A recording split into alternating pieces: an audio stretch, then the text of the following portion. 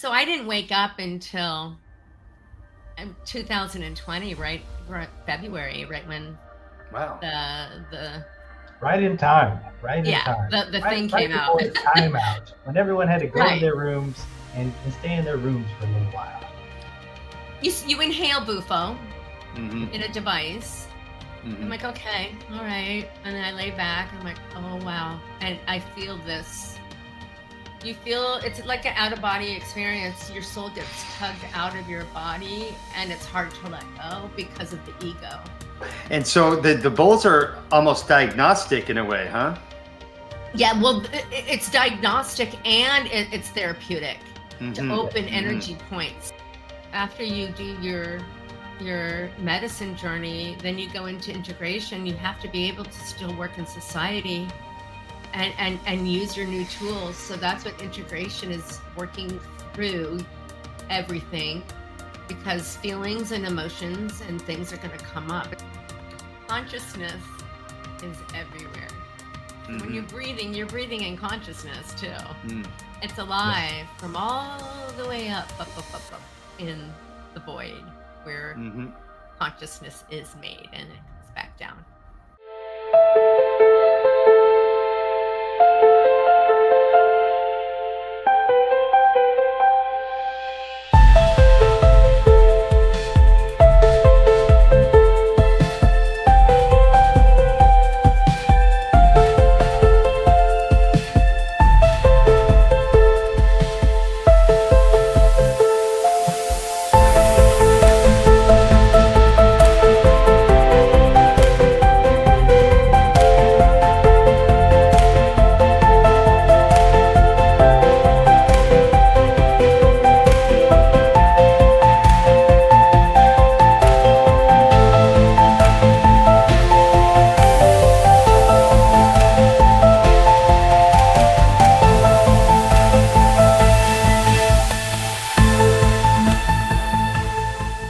So we're off. So have you done a podcast before, Marla? Yes, I have my own YouTube channel, so I'm usually on the other end, but I've been people have been reaching out more, so it's starting. Very cool. Very cool. I Yes. actually didn't know you had your own YouTube channel. We'll make sure to put the links to all your websites and your YouTube channel below. We'll subscribe to you as well, so you can get those subscribers going. But yeah, it's just like we mentioned before, it's biographical in nature. We usually start from the top. So like, who are you? Where did you come from on planet Earth? Welcome to the multiverse. Thank you. And what made you who you are? It's an honor to be here in your presence. Thank you for doing the work you're doing for humanity and getting information out. You're welcome. I was raised in Southern California, and my upbringing, I was raised in a home with very liberal Judaism and with animals and a swimming pool full of nature. And my parents were originally from Minnesota. And so we had this natural element in our family. And there was 3 of us growing up. But things shifted in my life probably around the age of 10, 11, 12, and 13, when my parents started to have marital problems. And that was the big shift in my life. You know, my brother was a drug addict, and he did die from drugs that was laced with fentanyl. Oh no. And my sister was almost 5 years older than I was, so she was pretty much kind of out of the scene by the time I was in that midst of a divorce. And I had some things that had happened to me in my life that caused some trauma. So from that point in California, I ended up eventually moving to Minnesota, where my parents originally came from. I had a lot of family there. I moved when I was 24 and spent 30 years there. And just recently in October, I moved to Texas to start what I'm doing now. As a child, I was very sensitive, very emotional, free flowing. And as I grew up, the belief systems were put upon and the indoctrination, and my spirit was like this, push me down.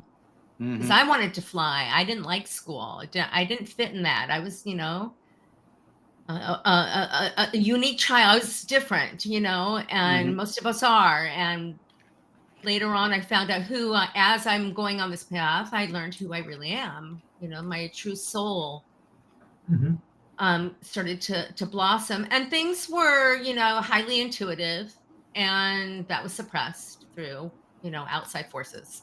And so, when growing up in Southern California and then moving to Minnesota, what age did you say you moved to Minnesota? I moved to Minnesota when I was 24. Okay, yeah, you did say that. And where in Minnesota? I moved originally to a town called St. Louis Park, and I ended up, when I was in high school, towards the end of high school, senior year, I also went to cosmetology school to do hair. It was I had a stepmother. My dad remarried, and the suggestion was going to nursing or cosmetology school, because I didn't know what direction I was going in. So I went with the art and science because I had that artist flair in me, and that nurturer. I'm a caregiver by nature, and so I went into hairdressing. So my career took me. I ended up going to Minnesota and continued with my career doing hair at a big spa, a big day spa. And so during that time, were you still feeling the sort of the outside forces and the suppression? I had no idea. I wasn't awake.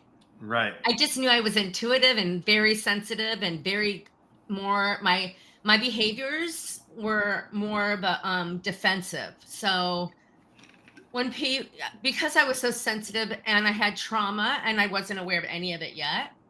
So the mechanism in my personality was defensive, and I still do cry, but now it's okay to cry because I know where it's coming from. Right. So I didn't wake up until 2020, right February, right when the right in time, right in time. The thing came out. Before the timeout, when everyone had to go to their rooms and stay in their rooms for a little while. Right. So I heard the call. A friend sent me a video. She said, can you watch this video? And I said, absolutely. She's an angel. She helped me wake up. I had a group of some people that I reached out to, because it's lonely when you're waking up, you don't know what to do, and it changes your whole life. It shifts everything in your entire spectrum.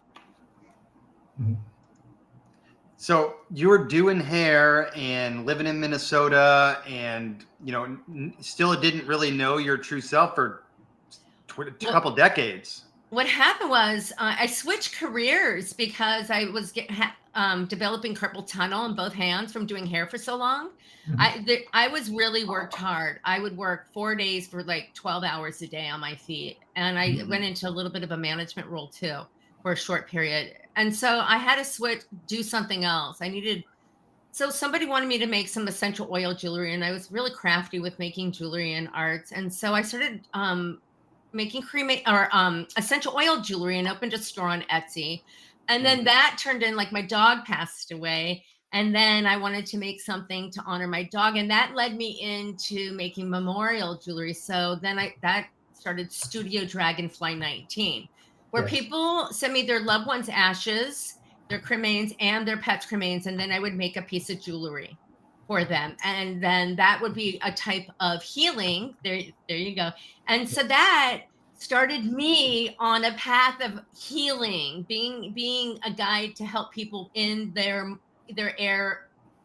emotions of mourning. It's so hard when you have lost. So many people have lost so many people during this change and shift in 2020. And so my business, it skyrocketed more than I'd ever seen it. Wow. During these 2 years. And then, so I stopped doing hair and went into, the jewelry thing, and then the memorial jewelry thing. And then after everything skyrocketed, it plummeted for me, and Etsy closed my store. Close But that's a fascinating a way to help people with that period of mourning and to memorialize their loved ones. It's very interesting. Mm-hmm. It helps. It helps the heart to have that frequency, knowing it's in there, because the thoughts are a frequency and the item is a frequency. And so having it near them, because when you have to split, when someone passes and you have to disconnect that auric field, it's hard. It's a hard shift. So it's not only like it is an actual physical energy shift to be apart from an animal or a person. It's Sure. not just in the mind and they're gone in your home. They leave an imprint. It's around you and everything. So to start to separate from that is a hard process. So this helps people a lot. It's hard for them to understand really what realm is above them and that they're still there, but that's for down the road in the future talk, because it goes deep. Right. This is a very interesting concept to me. We all kind of dread, that time, when we have to say goodbye to our loved ones. But I really think this is a wonderful thing that you're doing. What happened with Etsy, and why did they shut you down? It looks like though you reopened on your own terms, but what happened? Well, I knew when I started Etsy, I needed to open my own website because Etsy has a rule that you cannot use human cremains making jewelry. So I wanted to obey their rules because I hold myself accountable, and it's a spiritual thing for me to follow some spiritual guidelines. So I honored that and started my own website. And I I tried to get the store back and ask why so I could fix it. And they said they didn't give me an answer. And then I found out, and there's a lot of talk that a lot of stores get closed randomly. So I wanted to fix it and be in good standing order. I did receive a lot of business from Etsy. So now there's a great thing with it. There's a gift. It's pulling me out of one area of work to go to the next. So I have to make room. So it's giving me space to grow in other ways. So it's a different perspective. So I'm okay with it because where I'm going now is bigger. That makes sense. And what's bigger than the state of Texas? Everything bigger there? You're relocated there? Is that the next chapter? I grew up in Texas, so I could say that as a former citizen. It's hard to hear you a little bit, so I missed what you said. I was just saying the next chapter brings you to the state of Texas, bigger and better. Were you able to hear that? Yes, that I heard. Okay.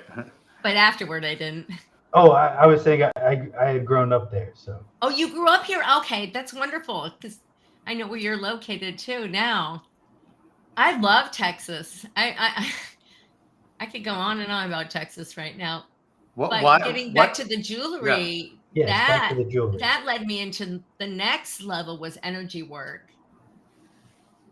So that was after doing Studio Dragonfly, and I woke up, I had a health emergency. And nobody was around to help. I had to look into my own health emergency. So years and years and years ago, I had a weight loss surgery, gastric bypass. And I was a gastric bypass fail. I gained the weight back and continued bad habits in eating and drinking, and I wasn't happy.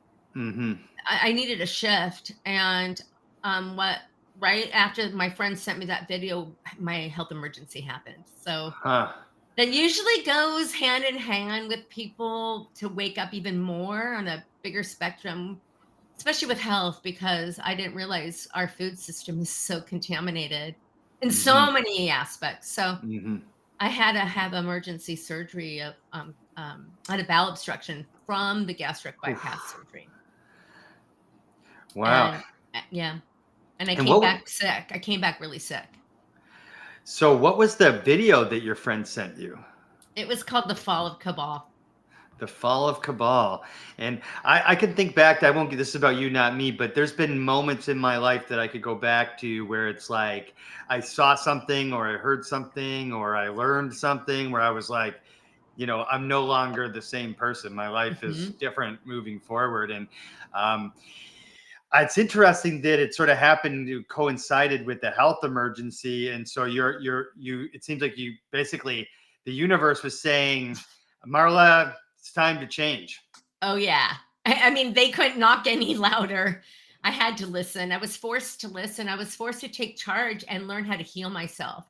And that's what I did. That's exactly what I did. I shifted everything. I decontaminated my entire existence. I got rid of all Teflon, all plastic, all the bad foods. I was really sick. And I also went off of antidepressant medicine. And so all that in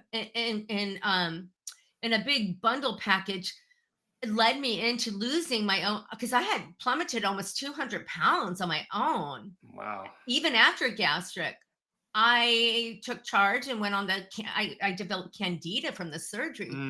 I ended up losing 65 pounds on my own, knowing I just had to change this. I had to change my thought process, the programming, how where food and connection of energy and toxins. So I detoxed every aspect of my life. And unfortunately, part of that detoxing was getting a divorce from a beautiful man. We get along, and he's, our son is with him because I moved. This man comes from a lineage of angelics. And so he is a beautiful, beautiful man. I changed. So I don't, and he's very supportive and loving and kind. And we broke apart, and we did it really, really a beautiful thing. And it was collective. And so giving advice to people when they are having a breakup in a marriage is to always think about the children before yourself and what you're going to give to them during a breakup. Do you love your children more than you dislike your spouse? You better, because you don't want to have that negativity and bad mouthing your spouse and fight over money, which we all know where that comes from. So knowing that, I was awake during a divorce. I'm like, I'm not going to fight. Money is not, I'm not going to do that. You just want happiness and love around you. That's where I was. And so then it led into my healing. I went to a great chiropractor who taught me about energy and frequency and supplements and detoxing. And that's what started once I started using a pulsed electromagnetic field healing device that has huge amounts of healing with frequency. And that led to Angelic Realms Productions. Yeah, I'm going to pull that one up. We definitely wanted to talk about that. Yeah. I'm glad you mentioned, in the detox process, not just food. It's, sometimes it's people, and sometimes they're not necessarily bad people either. It's when you're facing a health crisis, you really do have to look at every aspect of your life and figure out, like, what you need to change. And so is this the right one? Yeah, it is. Okay, yes. Cool. And so you and I talked offline about PEMF. So it's something that I'm into professional fighting, mixed martial arts and that kind of thing. And I know a lot of fighters and athletes use this for inflammation reduction, that kind of thing. I was going to a podiatrist, and he was doing one on my ankle for about 15 minutes every time I went to visit him. But I really don't know. I know nothing about it, like technically, or I'd like to hear how you apply it. Well, the application that I use with pulsed electromagnetic field, my device has 3 components to it, and I can alternate them. It's a big mat, and there's copper coils in it, and it's connected to a monitor that has all the different ailments. There's about 500 ailments in the monitor. And so I choose they're pre-programmed already, so you don't have to figure out the hurts. They don't tell you what it is either, because that's the the juice of it. Right. It goes in increments of sensitive, and then a level 10, a level of 25, and then a 50, and then 150, then 250, and then 400. That's the highest. But just highest doesn't mean it's the best. Usually it's about 25. Like the C word is usually in that 25 realm. But it doesn't tell you the hertz, but that's just in this monitor. Within this monitor, it also has a biorhythm clock for the circadian rhythm. So it's connected to to time. So in the morning, it gives you a lot more push. In the afternoon, it's a little bit less, and it starts to wane down through the day. So at nighttime, you're not like bolted with a ton of energy. The type of energy produced in this mat is called a triple sawtooth. So it's up and down, up and down, up. It's real smooth versus like there's the E system, which is a scalar wave. That's a very bold energy force. And those are with those monitors that have like all the, the have you seen the E system before? They're like a bunch of monitors with a lot of coding going through. It's very strong, very strong. This is very, very, very slow, methodical, smooth. So then you have pre-programmed in there. It also has far infrared, so there's heat.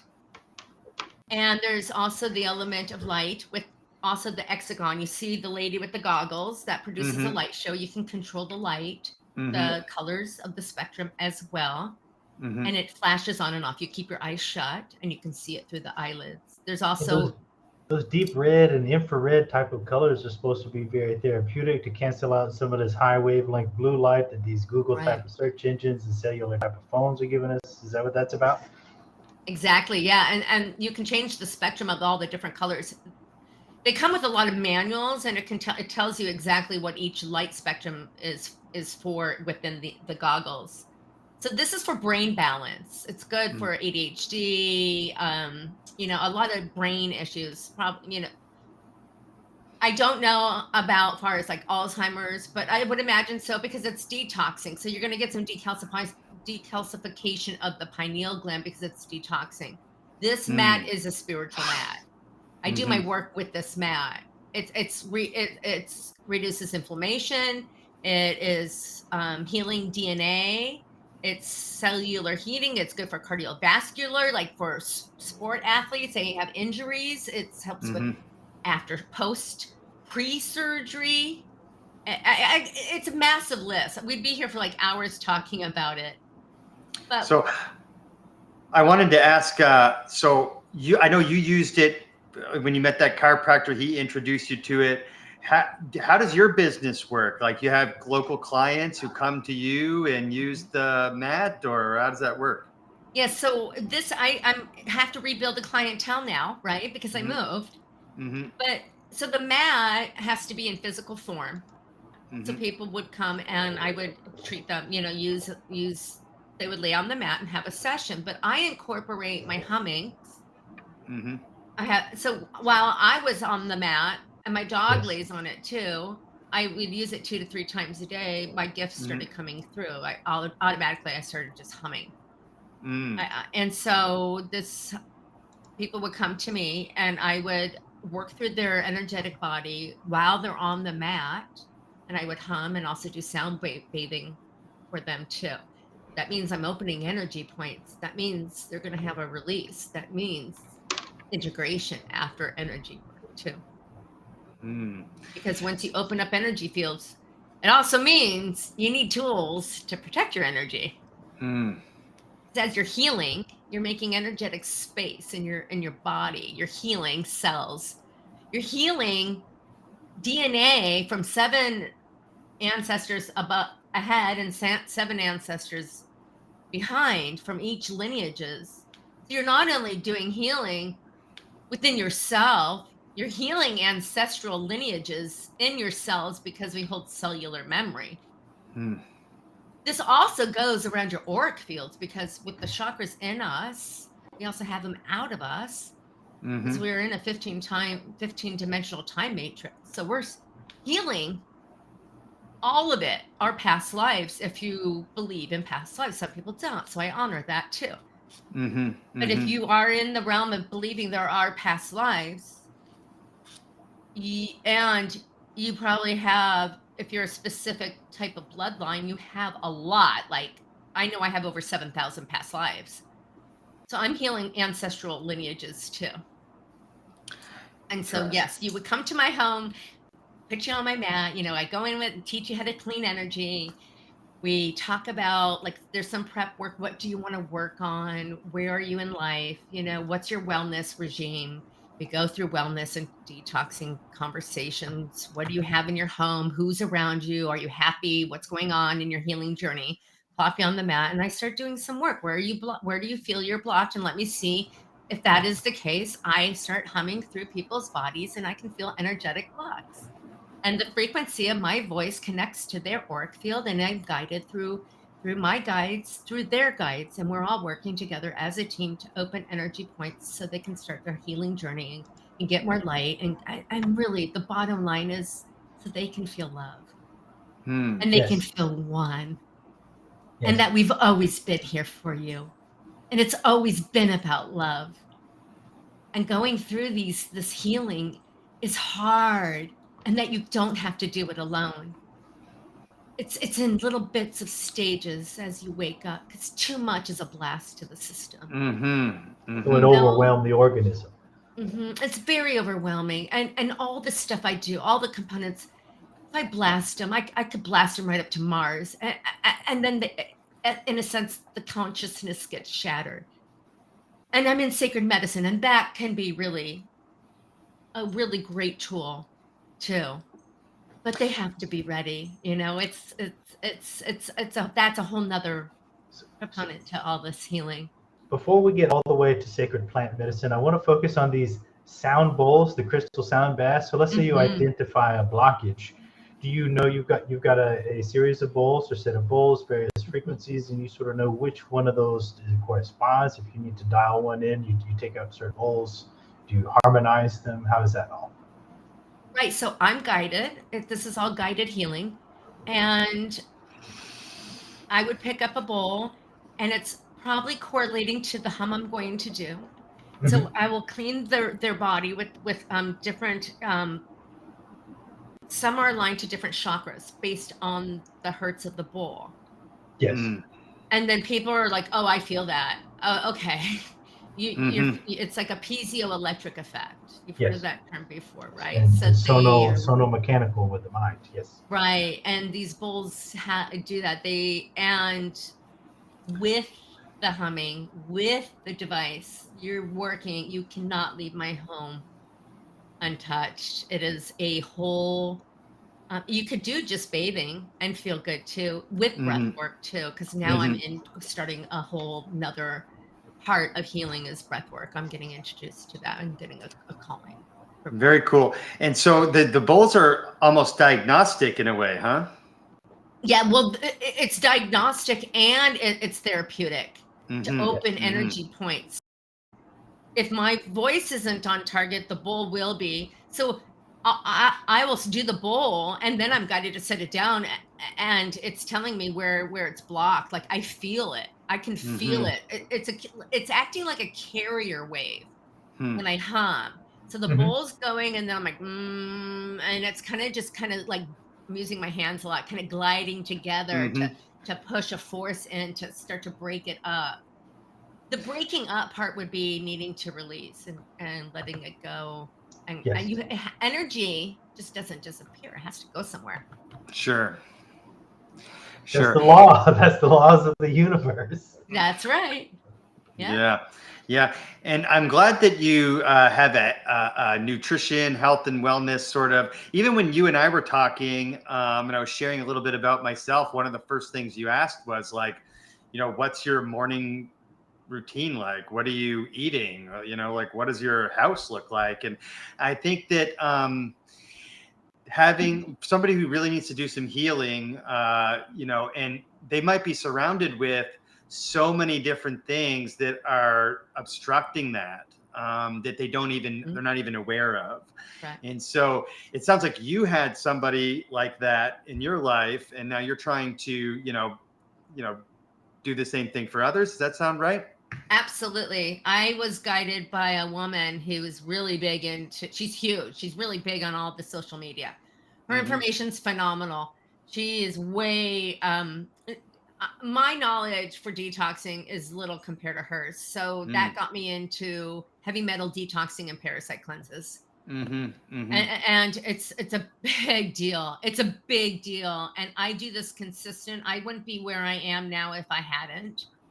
Those are blocks. They keep people blocked. They keep people with mind control. The Yeah. parasites, yep, and the heavy metals, they work together, and they're in, everything in the air, the food, our lack of real medicine, So this is and something that can be identified with spiritual work, like you're saying, but it has a reductionistic, like real cause factored into the molecules that people are ingesting and have accumulated inside their bodies. yeah, it's a chemical response to everything, and it affects everything. It affects your hormones, it affects your health, diabetes, cancers. They're finding parasites in cancer tumors, and so this is coming to the forefront. And our our traditional Western doctors are are needing to be re-educated in this. I can't hear you, Dave. Sorry, I was muted. Doctors really do need re-education in a lot of these areas. I agree, and when it comes to things like parasites, like there's one that comes to mind that people get from cats, toxoplasmosis, but it literally is a parasite that changes your behavior.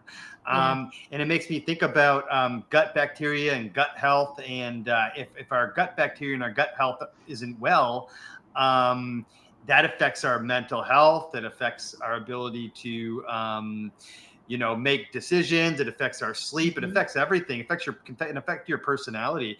And a lot of doctors don't approach things from the fact that we're living in symbiosis with trillions Right. of bacteria, and we need to keep them happy in order to keep Right. us healthy, right?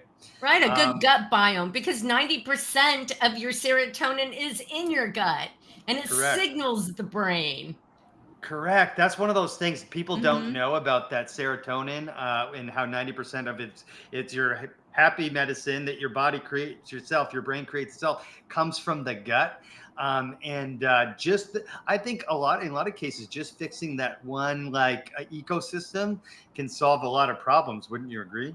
Absolutely. I mean, I fixed my own ecosystem, with the help Hmm. with the chiropractor, but with all the modalities, yes. And your serotonin receptors are shifted with medication, Hmm. schizophrenia or personality issues, when Hmm. we can do other things instead of medicate. We can actually let people feel Hmm. and Yeah. work through the feelings and go deep inside. And that goes into the next topic, though. Sure. Is that But lead you're us into right, Dave. You're sacred plant absolutely medicine? right. What was that, Mike? I'm sorry. But does that lead us into sacred plant medicine? Yes, and integration coaching too. Before I You get know. into that, I did Mhm. want to stop you on the breath work. Yes. And so that's something I've experimented with, like with Wim Hof breathing. And we interviewed a guy named Jesse Coomer. I don't know if you're familiar with him. If you're not, check out his work on I YouTube. will. But I was curious, like where you're at in that journey. Like I've done a lot of the Wim Hof breathing and that kind of thing. I do daily box breathing sessions, but I know that there is layers and Mhm. layers to breath work, and so I was curious where you're at with that. So I'm just starting my breathwork journey. Well, I did do some breath work before really starting to go into this other journey of mine.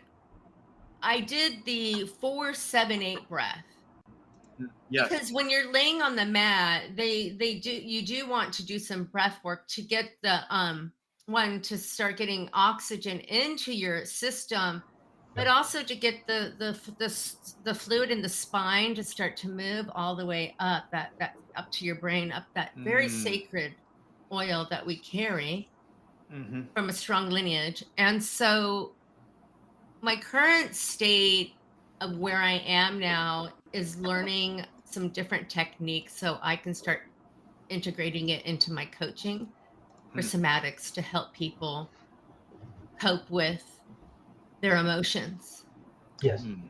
and to regulate their system. So I'm just in the beginning. I went to a 4-day leadership coaching retreat. It was called Aurea, and it was life-changing for me. I had extreme releases with breathwork to the level of sacred medicine, so I can compare it. Like, it was when I do medicine, I tend to it's called shamanic drilling. I release a spit. You're familiar, Mike, with this looks like, and a lot of crying. And you go to a different dimension. You go to a different dimensional frequency band when you go really deep into breath work. Then you have to integrate it because you have to come back to this realm. And it helps the healing journey as a tool to go deeper into self-work, to start pulling out what your subconscious mind is holding in. And you're blocked, so you can't get a flow. You look like you want to ask a question, Mike. I just wanted to point out one of the purposes of this show is to try to connect these spokes on this wheel and show that they're all leading to a central axle. So I really appreciate how you just highlighted that breath work and traditional plant medicines are two valid avenues, two valid routes to the same central point of understanding. So everybody that's trying to get to that central point, we're trying to show all the routes to get there. Thank you. Yeah, medicines aren't for everybody. No. You know, and we we don't have to advise honor it to everybody. Yeah. Right. So, I mean, people are scared to go into psychedelic medicine. I mean, there's medicines I don't even want to touch that I'm not called to do. So these are really great other options, all the other modalities to We offer. all breathe.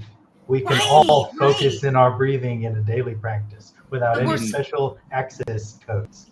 Exactly. And we're suppressed not to breathe. We're suppressed to put a thing on us if you can't sleep. Well, there's something going on with you if you need to wear a mask at night. What are you suppressing? Because in like ancient Asian medicines, it's all connected to your organs, emotions. So let's get to the bottom of where, and a lot of it leads to inner child. There's trauma. We hold trauma in ourselves.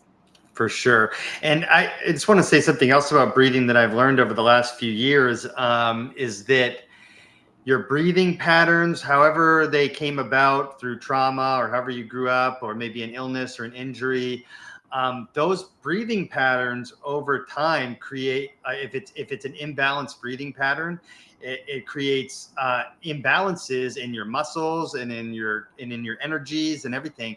And so, for example, I had a broken nose that was never really healed right. I'm actually going to go get it fixed because I have that's what happens from fighting. But I have a deviated septum. What I didn't realize from that deviated septum was that it caused an uneven breathing pattern that went all the way down to my core, that then in turn created imbalances in my core muscles and my hips and in my back, and eventually led to back and hip problems.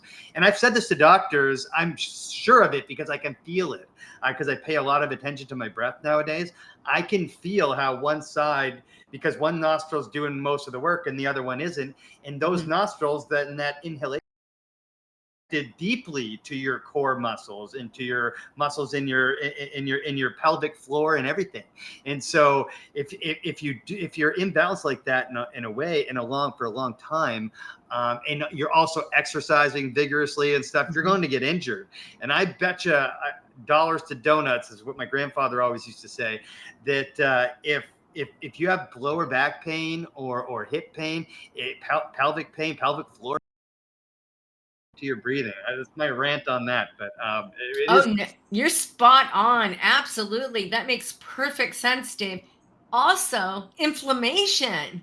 If you have inflammation in your body, that's going to affect your breath too. You can't even breathe out of your nose when you're congested with allergies. And breath with too much inflammation and mucus in your lungs. because we're doing breath work through your nose a lot and your mouth. But you're right. I can't wait to hear your next, story after you have your surgery. Yeah, I'm looking forward to it too. I'd heard somebody else talk about it on a podcast. A fighter I was listening to said it literally changed his life, because it's just going to be essentially narrowing or opening the passage that's closed and stuff like that. And it changed how he was able to breathe, which changed everything. Because another thing that I wanted to point out was nasal breathing. I talked to a doctor who said to me, "Oh, it doesn't matter. Some people breathe through their mouth, some people breathe through their nose, some people do a little of both." That's true, but nasal breathing is very, very, very important to your health, especially when you're sleeping. And that's something that's just at the beginnings of being common knowledge in the medical field. And like Mike said, and like you said, your breathing is something that you have control over, right? It's empowering to know that I can stop and breathe. And even in like a box breathing or a 4-7-8 or a Wim Hof, and you're taking control. You're being a chemist of your own body, right? You're taking control of the chemistry in your body. That's right. And those little hairs in your nose, you don't want to get rid of them. Those are your filters. We need those. And also, I just lost my train of thought. Hold on a second. I do have to go get a haircut from time to time, just saying. Yeah, right. Yeah, just a little bit. Yeah. And the ear hair too, right? We can always we can cut if you have a, not cut, but we can edit anything out that like is awkward silence or whatever if you need to rethink your train of thought. I remember now. Perfect. Consciousness is everywhere. So when you're breathing in consciousness too.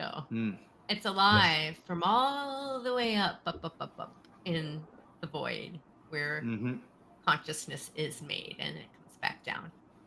So it is important to breathe. The breath of, I call it God, or the great unify.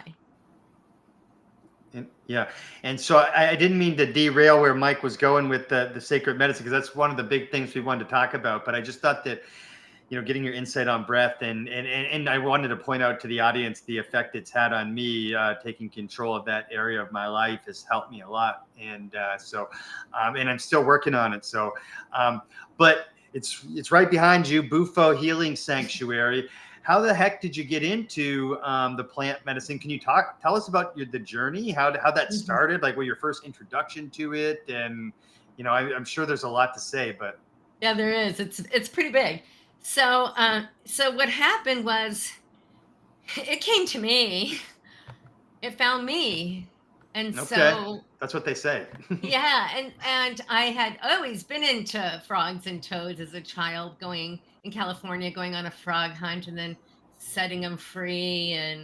And my mom had, toad and frog jewelry. So it was always part, but I didn't realize now, like, oh my gosh, these are signs, because you're not consciously aware of signs. You're not awake. You won't see them as, like, maybe once in a while, like a number or a penny or a feather. But now, right now, where we are in life, there's a lot of signs. So what happened was, I saw a gentleman on Facebook take his daughter to a shooting range. And I made a comment like, "You're a good dad," because I saw a father with their daughter.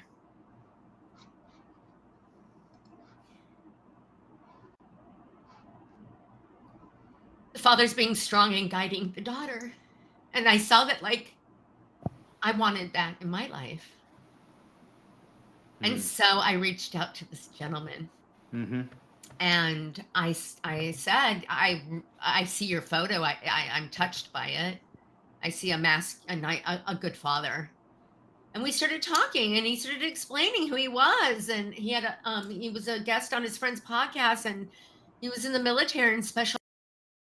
His story was that, he parachuted, and his parachute was tangled, and he had to untangle it, and he landed in a tree and broke his hips, and he had addiction issues, and he started doing medicine, sacred medicine. I'm like, whoa, wow. I didn't even know what sacred medicine was. And so he introduced me to it, and I'm like, well, how do I do this? And he's like, come to me. And I'm like, okay, where do I stay? What do I do? What is this medicine? It's the God molecule. I started learning a little bit about the medicine first. And I'm like, I think I have to do this. It's just like I'm getting kind of pulled to do it.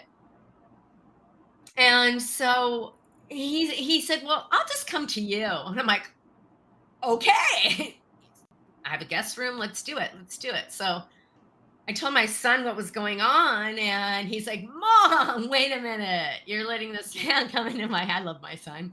Stranger coming into our house, and you're going to do the strong. My son knew about this medicine. He's like, Mom, it's this 5-MeO DMT. It's the strongest medicine out there. And why don't you start something slower and lower? And I'm like, no. It's a calling. I have to do it. I'm doing it. So he came. He came for 3 days, and I had 2 ceremonies, and it was life-changing. And you have to be ready for it. But the reasoning why I chose to, besides being called to do it, is that I had started my studies in something called chelantic science, which is the study of light, sound, frequency, codes, and vibration, and dimensions, and harmonic universes, and stargates, and portals. I wanted to see what it felt like to go into a different dimension. That was the real reason why I wanted to try sacred medicine. So I did it, and I got to feel, now I'm really into the realms. But so we did the first ceremony. I actually have it on my YouTube channel. It was very, and I did do one ceremony on my mat. Maybe I'm trying to remember. I might have done it twice. It was a very different feeling doing sacred medicine on an energy mat. I felt like I had like lightning bolts shooting out of my fingers. And I haven't done it again. It's a lot of energy. So that's different. That was just like a little guinea pig science, little, something I wanted to try. I like to try a lot of different things. I'm a human guinea pig with my own sovereignty. So when I first did the first dose I did, he did it, he staggered it in small, bigger, and then bigger, large, full dose. So I was nervous. I didn't know what to expect. Sure. He knew I could handle it in consciousness form because of what I do and whatnot. So the first dose, I was like, okay. You inhale Bufo in a device. I'm like, okay, all right. And then I lay back and I'm like, oh, wow. And I feel this. You feel it's like an out-of-body experience. Your soul gets tugged out of your body, and it's hard to let go because of the ego. It's very heavy in this realm. It's the ego. We have it to survive. It's a protection mechanism. Yes. So once you get past that, I needed support. Mike, you wanted to ask something? The ego is the illusion of separation that drives our individual lives. Being individual humans that are unique is great, and we love that, but there's also a bit of a facade of separation that we all unfortunately share.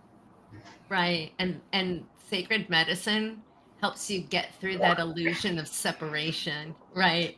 I'm glad that he seems like he really knew what he was doing, because he led you through it like slowly and at the right pace, because as you mentioned, like it's not for everyone, or maybe it's not the right time, and you don't want to blast off into the universe like the first time. That could be traumatic in its own right?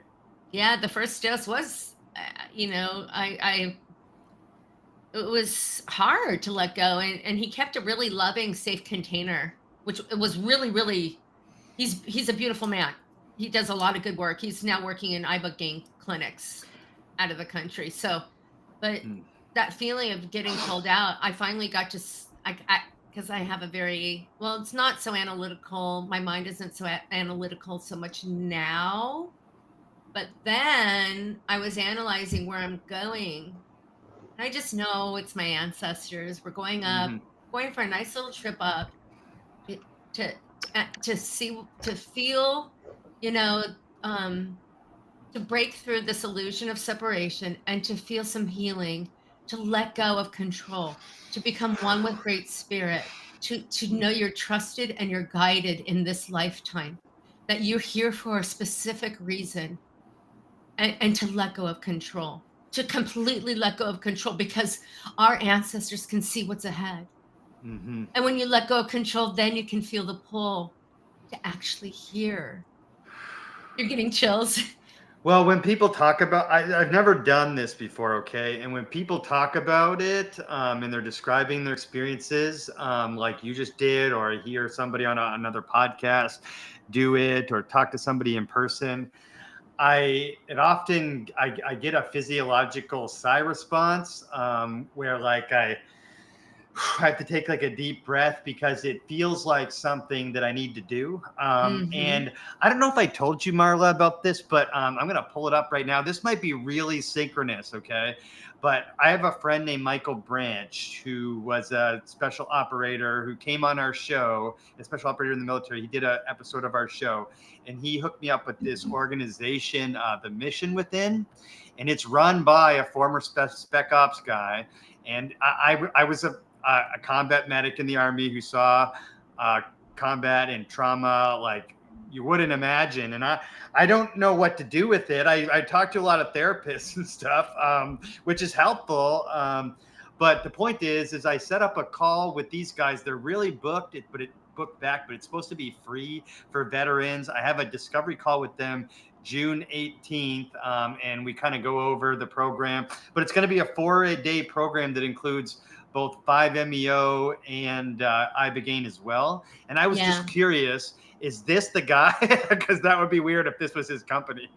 No, my friend, and I could say his name because he's out in the public. His name is John Stevens. Yeah. And he works for, Beyond Clinics.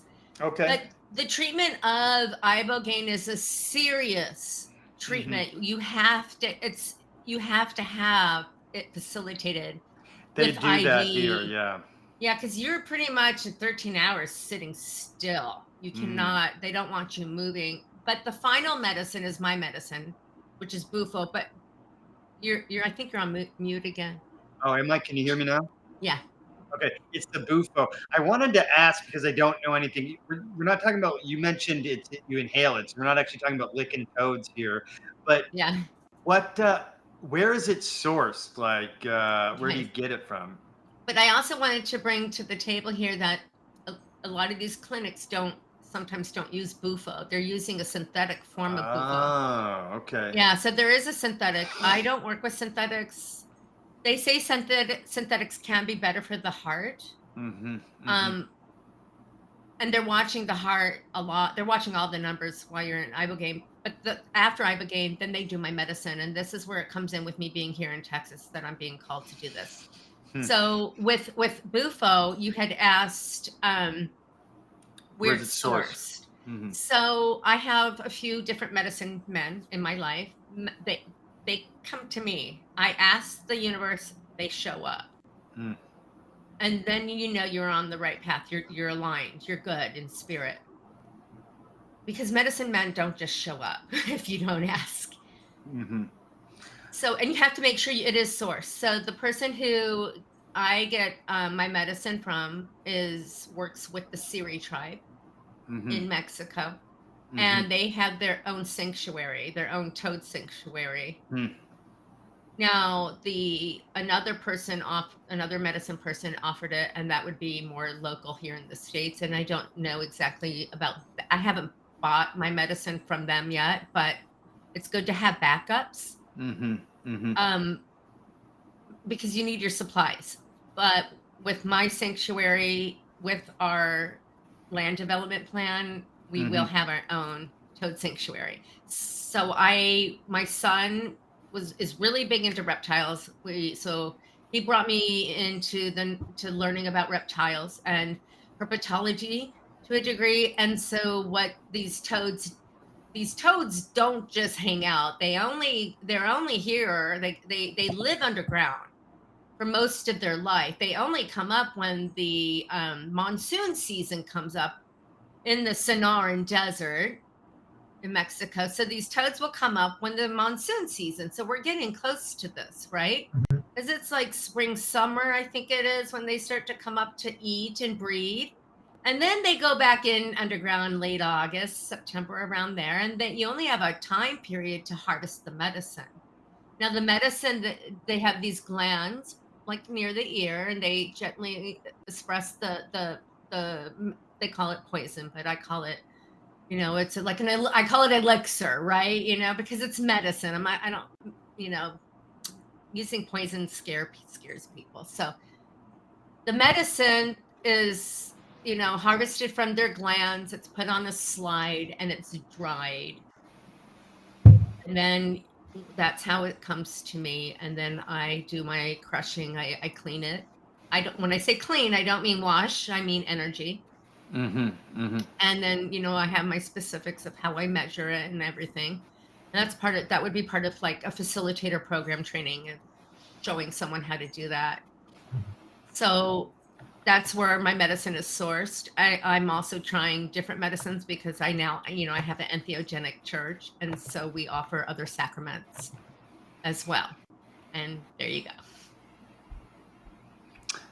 Yeah. What is an entheogenic church? I'm sorry. I've never heard that before. Entheogens, plants and animal medicines that, we hold the rights. It's from the earth. These are our original medicines that are from all over the country, our medicines that we have every right to, inherently ours to use. It's our can't be religious trademarked, freedom. Copyrighted, none of that. I'm sorry? They can't be trademarked, copyrighted. It's not for advertising purposes, none of that. Correct. Yeah. Yep. And so let's pretend Mike shows up at your sanctuary ready for resolving some trauma and like going down. What is this start? What would that look like? Or me or anyone showing up at the healing sanctuary, the Bufo Healing Sanctuary. What does that look like, start to finish? There is a process. Thank you for asking. It's a powerful process, and there should be, in my eyes, a process. It's not just here you go and enjoy it's not recreational. This is medicine, and it holds great healing capabilities, great spirit. It's a big medicine too. It's a big medicine. We have to make sure you're ready. So there's a process. The process is, one, contact me. Let's talk. Let's get to know. Fill out the waivers. Just because you filled the waivers doesn't mean you have to do it. If you're on medication, I need to know you're a little bit of a psychological evaluation. You have to make sure your consciousness is ready. Be ready for this medicine in your life. Because once you do it, it changes your entire existence. For sure. It affects your work. It affects your family. If you're not ready, you'll have a hard time. And so contact me. Let's have a talk. Let's have a discovery call like you're going to do with the group that you're doing, Dave. And then and then you become a member. We set a ceremony date. We have a Bufo Healing Sanctuary workbook. It's big. It's a big workbook explaining our code of conduct, our belief systems, our mission statement, all the medicines we work with. Then you become a member. The lowest membership is only $22. And you get I have a wonderful board of secretary. She is a huge creator of this. We work, coincide together. She holds me accountable. I hold her accountable. Call each other out on our shit, and that's what boards members, we want to have a good board member. They also support you, make sure you're ethically aligned in spirit. So we have a Bufo Healing Sanctuary workbook or guidebook, and then we have a journal, the Psychedelic Soul. And so you have your own, because we can't force anyone to do integration, but it's highly recommended. And so the Psychedelic Soul would be a PDF file they can download. We're eventually going to have a hard copy they can buy. And so that they can do their own integration coaching, and if they don't want our skills. But I offer I have now package deals too, but I do offer 2 integration sessions after. And sometimes people need to integrate while in medicine, because there's people that can't get out of here while they're in medicine and they have to talk. So in a private setting, it's okay. But in a group setting, we have to have other integrated coaches to help us. So it's a team. It's not just, I'm in the process of talking to people to have them on board to start this happening. I'm excited for, like, you know, everything that you're doing. I love the integration part, and I love the idea that you're offering recovery coaching. I stopped on the page, what is recovery coaching, but I just wanted, I know you mentioned how you offered in the packages, but what is recovery coaching for the people who, like, you know, because I think it's important if you go through this transformative experience, like, for example, like you mentioned, you know, after when it changes you, you may realize that, oh shit, I shouldn't be doing this job, or oh my God, my best friend is toxic, even though I love him. You know what I mean? And it is that part of it? Is that part of it? It's a lot. I mean, if you have a lot of toxins in your life, well, we do go through wellness beforehand, because the prep work, we do prep work before ceremony. It's intense. Like, we talk about nutrition, we talk about toxicity in our life and how people don't set boundaries, you know, 'cause when you set boundaries, people get pushback and that causes issues. And you have to be ready to have coping mechanisms and skills to deal with when people don't like the boundaries you set. That's so true. And so I'm in actually two coaching groups right now. So I'm in the actual integration coaching, which is intense, real intense. I'll be done at the end of July, August. And then I'm in another business kind of coaching leadership as well. After ceremony, we're going to have some conversations. I'm going to check back with you in a couple days. But we give you a lot of tools until those 3 days, because right after you do medicine, you're going to be like, what just happened? What did I just see? Your consciousness shifts, because this medicine opens up areas in your body and you come back different. You basically die and come back. That And scares so the shit out of me. I'm you don't scared. physically die, but it's an ego death. Yeah. No, It is I scary. I understand that, but it's like how you mentioned, maybe when you first, the guy, you were scared, right? And like, I feel the same. I feel the same, but it's nice to know that, like, what's really fascinating to me, Marla, is how much these special operations, Navy SEALs, and these guys are into this sort of thing, because these are the guys who have seen and done things that just humans aren't supposed to see and do. Right. And so those are the guys that I honestly trust. So that's why I'm glad that I was connected, you know, in that way. But I'm still scared.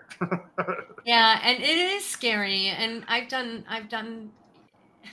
you're embarking on a new journey. You know, you're going to have a lot of self-discovery. You'll need the integration. And, you know, for our brothers and sisters who have served in the military, my heart goes out to them to see everything that caused so much trauma in their life, because it's traumatic being in the military, and these medicines are helping a lot. So, and after you do your medicine journey, then you go into integration. You have to be able to still work in society and use your new tools. So that's what integration is, working through everything, because feelings and emotions and things are going to come up. It's just not okay. I broke through the barrier. I felt God, this and that. I saw the illusion of separation, and this is just a game in the matrix. You're coming back, and you're back into your ego again. It's not all dissolved. It's constant up and down, you know? And you'll hear music, Dave and Mike, and it'll remind you of the journey, and you go back into medicine again. Your body is now holding on to that cellular memory of medicine. So you reignite that through specific things too. And so you look at the spiritual journey in a very different way once you've gone down that route. it's pure spirit. And once you get to specific levels, you move in different. This is where the education of Keylontic science comes in, because I studied the soul and all the different bodies, the soul bodies in different levels, and so you do go through a transition. And this is what a transition looks like to me. You see this, how it's like a flame constantly moving. And that is what the soul does. We're ascending into different new lineages of consciousness, energy fields, of frequency bands. It's beautiful. And integration, if you didn't have integration, you could be shattered. You're doing a disservice to someone not doing integration. Yeah, I would agree. I really want to connect you with our friend Adam Butler. I think you guys would get along great. He wrote a book called the DMT Field Guide, and he's done DMT like 500 times, but he's actually not done the 5-MeO version, and I don't think he's done Ibogaine either. And so I think, and he's into learning about all this stuff. So if it's okay with you, I will send an email to both of you and connect you. You'll love him. I would love it. I love that. Yeah, he's a wonderful guy. That would be great. Yeah. You said he's never done 5-MeO DMT, or has never done Bufo, or either or, like the synthetic or the natural? I guess I don't understand exactly how it works, but he's never done. When I sent him this website from the Mission Within that said 5-MeO, Mike, you might be able to speak on this better than me, but I showed him and it said they do 5-MeO DMT. I think he does. I think he makes it himself, right, Mike? Yes. Yeah. It's a synthetic. So he's never done the toad. Yeah. Isolated. What he's making is isolated from natural substances. He pulls out. Yeah, he pulls out all the. He's working with alkaloids. It's an extract, alkaloid extract. He's taking out different alkaloids because a lot of times, like I said before, the synthetic. I learned that it's more even on the heart. Like the natural, it's a natural product. You don't know, like. This is why I want my own Bufo sanctuary, because I want the environment, the soil to be pure, organic. I want the frequency, the environment. I want pure water, because I want to have an even medicine. It can be uneven in a natural organic form. So the synthetic is more even. Marla, are you going to have to deal with regulatory people, like what's it like in Texas as far as like you practicing this? I can cut this out if you don't, no, but I'm just curious. I love talking about this. So under Religion Freedom, I think it's the Reformation Act. My religion is spirit. I have an actual legal church. I have a legal church. It's an actual 501c3 nonprofit. Amazing. I also have a corporation, so they work together with my attorney. So it is, the sacrament is held under that legal umbrella, because it's my sacrament. Like if you took this medicine away from me, I would die. I literally, it brings tears to my eyes. I would die. That's how connected I am to my medicine. And that's how connected I am, and how I safeguard it. I've given my whole life up for this medicine. I moved, I left my child, I sold my house. I live in the middle of nowhere in the forest, a beautiful forest. I've healed from it. There's always more healing to do. I am merely a servant of God, of spirit with this. From higher levels of councils that even are in these galactic worlds.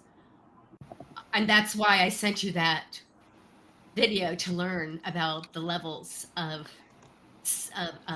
higher levels of consciousness that are in non-human form of light, sound. There are different councils, Aeones, Emerald Orders, there's galactic councils. They're watching me, they're guiding me. I'm safe. I'm always safe.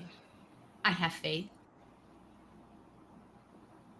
So it sounds like, yeah, and it sounds like you've found a way around the matrix, for lack of a better word, that's like locking these substances up and making them dirty, illegal, like dangerous, that kind of thing, which is, wonderful. Was that part of the Texas move? Like, was that not available in Minnesota? So in Minnesota, as far as I know, there's two churches. They have churches there too. And I was going to go there. I just didn't feel called to do it. I did talk to one man while I was in my training. And so he said he's very busy, and I honor that. And he didn't have a lot of time to do some chit chat, which is fine. I had to go to walk my own path and learn my own lessons. And so they have their church. They have their legal church in Minnesota. So in Texas, religious rights are very important. We hold those really strong in Texas. Texas is in the one of the leaders in ibogaine. And so with the lead of that, they're trying to get things decriminalized is important, and to become ibogaine legalized. So first responders, the veterans and people in need don't have to go out of the country. They want to have it here and start. So Texas is in the lead of, so I have gone on to a meeting with some legalities and with the science, with like Brian Hubbard is a big proponent of talking about getting ibogaine legalized, and another woman, she's in the science department of it too. There's a lot of people trying to get this legalized. It's really, really great. So psychedelic therapies are really, really coming. It's going to happen. It's just going to take some time, but that's why it's going to happen. It's just going to take some time, but that's why I think I was pulled here. Besides, I did my training here in Texas. I think that's why I was also pulled here, is the group that I originally was working with. I'm no longer with this group. I'm on my own with forming my own group. But it was a calling. I knew when I left training, I needed to have my own. I already had Bufo Healing Sanctuary before I went to training. That's how much I knew it was going to happen. And I knew like years ago, like when am I leaving? I don't want to live in Minnesota all my life. It's too cold, and I'm getting older, and I know I needed to change it, but I don't hear the calling. I'm just waiting. And it happened. It really literally happened. And so that's how Bufo Healing Sanctuary is getting, it's starting to really, I just put out a land development business proposal and facilitator training program to maybe happen in 2026 for the training for facilitators, because I'm a big proponent of safety. Safety protocols are super, super important in how we serve medicine, and the training that goes with it, and the integration. So it's a big process to train someone. It's not just here you go, let's jump into ceremony and learn about some tribal things. So I want it to be safe and effective and to honor people. And so also the sanctuary design is for retreats. It's for people to come and to rent the space for retreats, to have an ibogaine center also to treat ibogaine, and to also have housing for staff, and to have therapeutic pools, saltwater pools, cold plunges and hot tubs, and an whole energy center where we have tribes to come in unity, all different tribes from all different continents and parts of the world, and work together, because that is what we're supposed to be doing now. Is the eagle and condor prophecy is very important, where all the land is awakened, we all come together. This is the time, and it's a very sacred, special time in life, a cycle that happens every 26,556 years. So the procession. Yeah. So the dream of Bufo Healing Sanctuary is starting to rise in its own right of consciousness. And while I was a couple weeks ago at a 4-day coaching, healing, leadership retreat, a man contacted me, and he's from the Mennonite. I always have trouble saying this tribe, but the Menominee tribe. I think I said it right, in Wisconsin. He contacted me, and he works with the Hopi tribe. And it's a big deal to have a tribe member just come out of the blue. His wife just passed, and he was guided to contact me, and we're going to be working together. So this is part of bringing the tribes together too. Yes. That's why I brought it up, because it's very special to me to bring tribes together. Yes. And not just in sacred medicine, because his medicine is tobacco. Tobacco is the first medicine.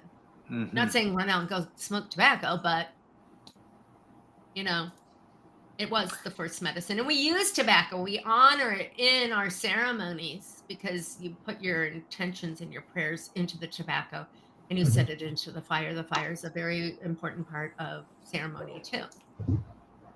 So that was big, huh? That's perfect. That was great.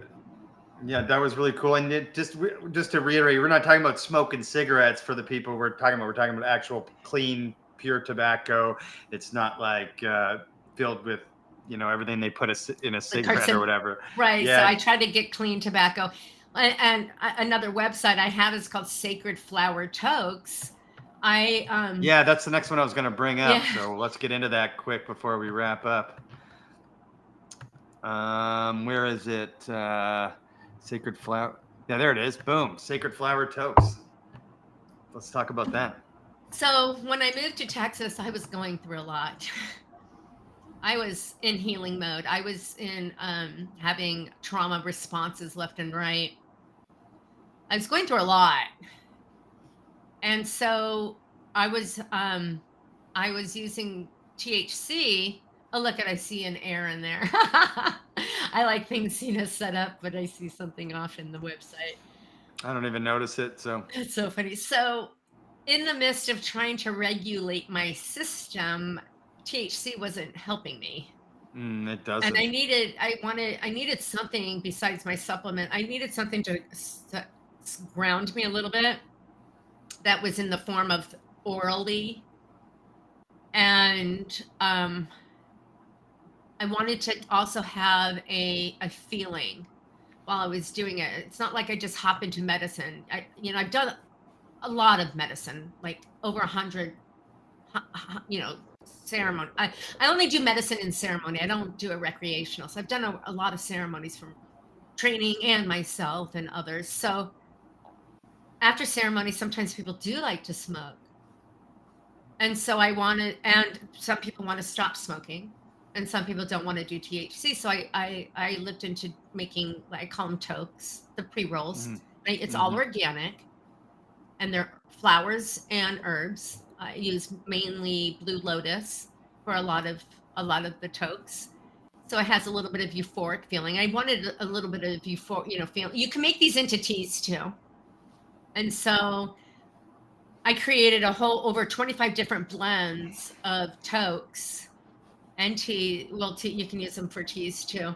Like I said, to help people quit smoking, and they're all organic, non-GMO, and so that's what I did. While I moved here, I developed the Sacred Flower Tokes and Bufo Healing Sanctuary website, and got it all together. It was crazy in creation. I just went crazy creating things. Yeah, you weren't stop. Yeah, you're not messing around at all. And we'll be sure to put all the 4 websites in the description for our viewers, as well as your YouTube channel and all that stuff. I'm really grateful for you coming on our show, Marla. Did you have any other questions, Mike? No, it was great to meet you, Marla. Thanks for joining the Multiverse today and sharing your story with the world. Oh, thank you, gentlemen, for having me. And I hope all your journeys of healing go well. And if you ever have any questions, feel free to reach out. I really thank you for having me. It's been an honor meeting you. You're beautiful. And I wish nothing but success for you and your podcast. Oh, thank you very much. We're trying our best, and we're trying to have fun while we do it.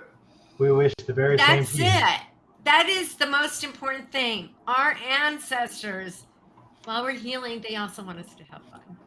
Yes. Truly. Have joy, fun, and lots of love in your life. So I think that's a perfect line to end. I'm going to end the stream. We'll hang out here with you for a second afterwards. Okay.